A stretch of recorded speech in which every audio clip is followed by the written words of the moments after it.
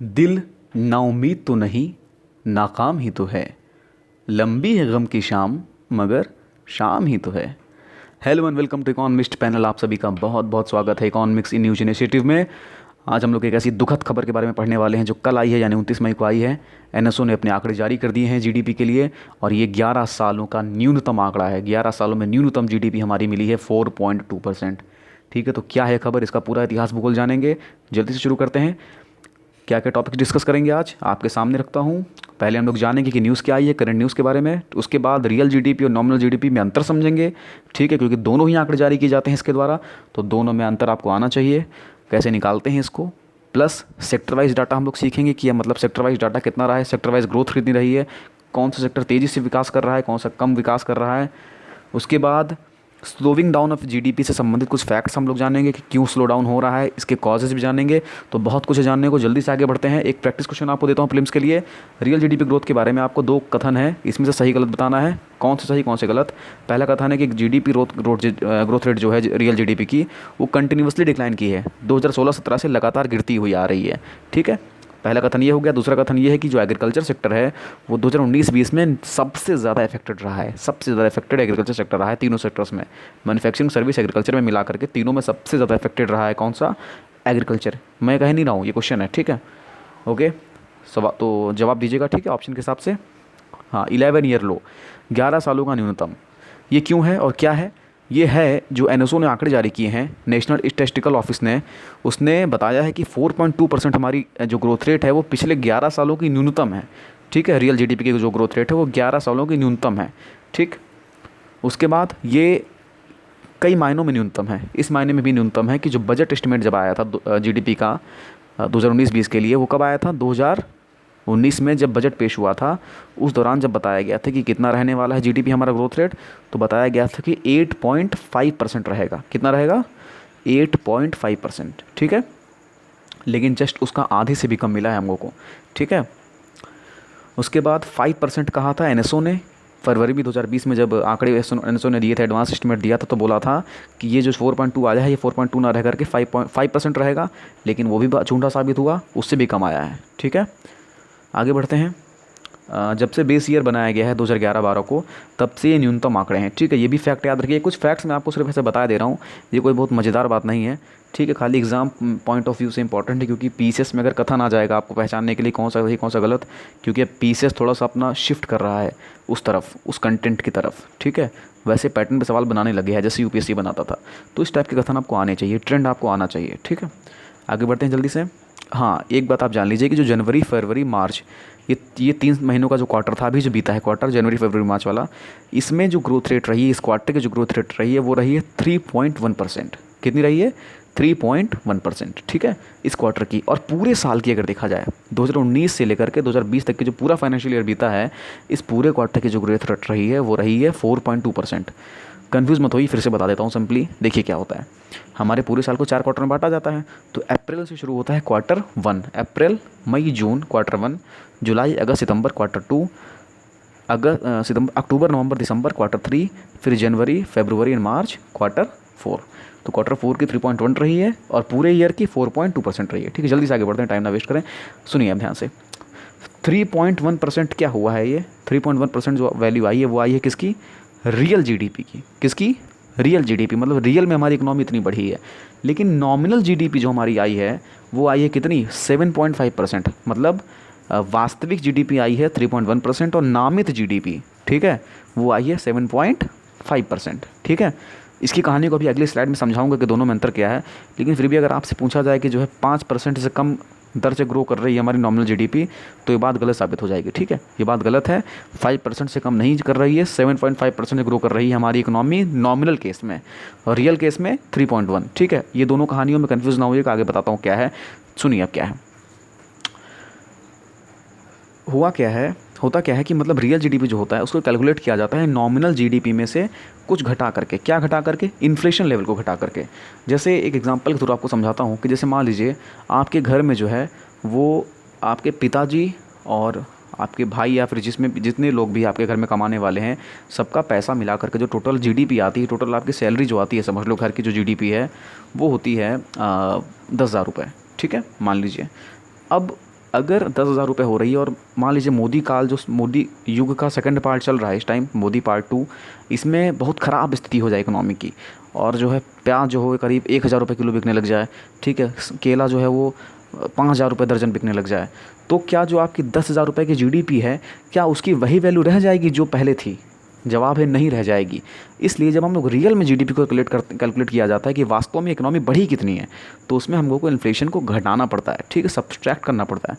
इसीलिए हम लोग नॉमिनल जीडीपी को खाली लिख देते हैं, लेकिन उसका बहुत रोल नहीं है, ठीक है। इकोनॉमी में इकोनॉमी की जो औकात पता चलती है वो पता चलती है रियल जीडीपी से, ठीक है। आगे बढ़ते हैं। इसीलिए आपने देखा होगा नॉमिनल जीडीपी कितनी हाई चल रही है, 7.5 चल रही है, ठीक है, मतलब बहुत ज़्यादा है। हाँ, लेकिन ये भी बहुत ज़्यादा नहीं है। बहुत ज़्यादा इसलिए नहीं है क्योंकि जुलाई में जो बजट पेश हुआ था उस दौरान कहा गया था कि ये जो नॉमिनल जीडीपी है ये ग्रो करेगी 12 से 12.5%। अब सोचिए, 12 से 12.5% का अनुमान था और ग्रो कितनी की है? 7.2%। ओवरऑल जो पिछले साल की निकली है वो कितनी निकली है? 7.2% पूरे साल की, ठीक है, बहुत कम। आगे बढ़ते हैं।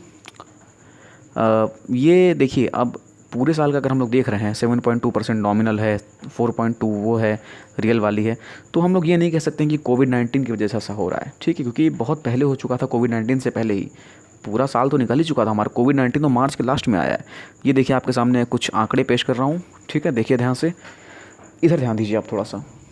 यहाँ से जो है हमारी जीडीपी जो हमारी गिरना शुरू हुई है, ये यहाँ से, ठीक है, देखिए 8.3 थी 2016-17 में, उसके बाद देखिए 7 हो गई, उसके बाद 6.1%, फिर 4.2%, उसके बाद -5 से -10 रह सकती है अगले साल।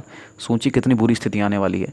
खैर, घबराने की आवश्यकता नहीं है, इसका इलाज हम ही लोग कर सकते हैं। ना हम सफ़र ना किसी हमनशी से निकलेगा, हमारे पाँव का कांटा हम ही से निकलेगा, ठीक है। तो ये सब तो होता रहता है इकोनॉमी में, ठीक। अब यहाँ देखिए ध्यान से, सेक्टोरल ग्रोथ भी आप थोड़ा सा देख लीजिए, सेक्टोरल में क्या सिस्टम चल रहा है। देखिए जो हमारे एग्रीकल्चर सेक्टर है उसमें 5.9%, देखिए ये देख रहे हैं आंकड़े आप, यहाँ पे 5.9% जो है वो एग्रीकल्चर में ग्रोथ रेट रही है। ये काफ़ी अच्छी ग्रोथ रेट मानी जाएगी, ठीक है, प्लस में है पहली बात तो। दूसरी बात है 5.9% है, 5% से ऊपर की ग्रोथ रेट देखी गई है क्वार्टर में, ठीक है, मतलब कुछ अच्छी बात तो दिखी रही है कम से कम एग्रीकल्चर सेक्टर में। प्लस मैन्युफैक्चरिंग सेक्टर में -1.4%, कितना? -1.4%। पिछले क्वार्टर में, मतलब कि ये अक्टूबर नवंबर दिसंबर वाला क्वार्टर में, इसमें भी ये माइनस थी, ये देखिए इसमें भी माइनस थी, और इसके जस्ट पिछले वाले इसमें भी माइनस थी। मतलब पिछले लगातार 3 क्वार्टर से मैन्युफैक्चरिंग सेक्टर में कैसी ग्रोथ रेट रही है? माइनस रही है, याद रखिएगा, ठीक है। और कंस्ट्रक्शन सेक्टर में पिछले 2 क्वार्टर में माइनस रही है, ठीक है, तीसरे में नहीं रही है, पिछले केवल 2 में रही है, ठीक है, क्योंकि क्वार्टर 2 जो था उसमें 2.6% पॉजिटिव दिख रही है, ठीक है, आपको ग्रोथ, ये देखिए ध्यान से। ओके, आगे बढ़ते हैं। रीजंस क्या हैं, कुछ और फैक्ट्स आप समझ लेते हैं फिर। देखिए जो पहला वाला क्वार्टर था अप्रैल से लेकर के जून वाला, उसमें तो कंजम्पशन और इन्वेस्टमेंट डिमांड इतनी गिर गई थी कि लोग कुछ खरीद ही नहीं रहे थे। पार्ले जी खरीदने का भी पैसा लोगों के पास नहीं था, ऐसा कई लोगों ने कहा, ठीक है, हालांकि ये बात सही भी होगी। तो पहला रीज़न हो गया आपका कंजम्पशन और इन्वेस्टमेंट डिमांड घट जाने से। डिमांड अगर इकोनॉमी में नहीं होगी तो इन्वेस्टमेंट का कोई इंसेंटिव ही नहीं होगा, ठीक है। आगे बढ़ते हैं। हाँ, उसके बाद IL&FS क्राइसिस पूरा धूम मचा के फैल चुका था, ठीक है। एलिफेंट क्राइसिस के ऊपर अलग वीडियो में बना दूंगा फिर से, अगर आपने मन जाहिर किया अपनी इच्छा, ठीक है।